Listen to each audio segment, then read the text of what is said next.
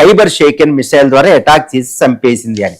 ఇది ఇరాన్లో ఇప్పుడు ఇజ్రాయెల్లో బాగా ఇది వ్యాప్తి చెందుతుంది, స్పెక్యులేషన్ ఎక్కువ ఉంది.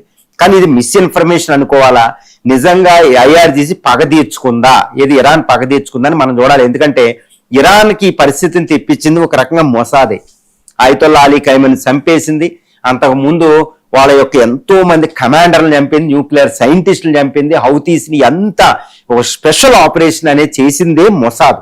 అంతకుముందు 8 నెలల క్రితం జూన్లో 12 రోజుల యుద్ధం సమయంలో కూడా ఒక పెద్ద డ్రోన్ ఫ్యాక్టరీనే టెహరాన్ రాజధానిలో మొసాద్ పెట్టగలిగిందంట.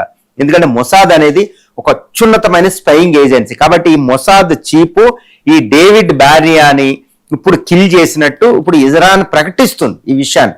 కానీ అక్కడ ఇజ్రాయెల్ ఏం చేస్తుంది, ఇది తిరస్కరించింది. మిసైల్ అటాక్ జరగడం నిజమనేది కూడా మనకి విజువల్స్ లో తెలిసిపోతుంది. ఇది టెల్ అవీవ్ లో మొసాద్ హెడ్ క్వార్టర్ మీద ఇరాన్ అటాక్ చేసింది. కానీ ఆ సమయంలో అక్కడ మొసాద్ చీఫ్ ఉన్నారా లేకపోతే ఎక్కడైనా సేఫ్ బంకర్ లో ఉన్నారనే తర్వాత విషయం. కాకపోతే మొసాద్ హెడ్ క్వార్టర్ అయితే అక్కడ పేలిపోయిందని తెలుస్తుంది. మొసాద్ హెడ్ క్వార్టర్ లో ఇరాన్ లో ఎక్కడెక్కడ ఉన్నాయి రహస్య కేంద్రాలు అన్నిటి మీద అటాక్ చేసినట్టు తెలుస్తుంది ఇరాన్.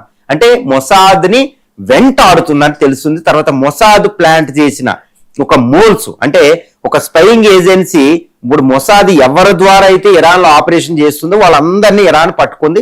ఇప్పటికే ఒక జనరల్ అంటే ఆయతుల్లా అలీ ఖైమోని పక్కనే ఉండే ఒక జనరల్ ఒక మొసాద్ యొక్క ఏజెంట్ అని తెలుస్తుంది. ఆయన ఇక్కడ మిస్ అవ్వడం అనేది కూడా ఇక్కడ మనకు తెలుస్తుంది. ఒక రకంగా ఈ యుద్ధం ఏంటంటే పైకి యుద్ధంగా ఆయుధాల యుద్ధంగా అనిపిస్తుంది, కానీ ఇరానియన్ కి ఐఆర్జీసీకి మొసాద్గా జరిగే ఒక పెద్ద యుద్ధంగా మనం చెప్పుకోవచ్చు.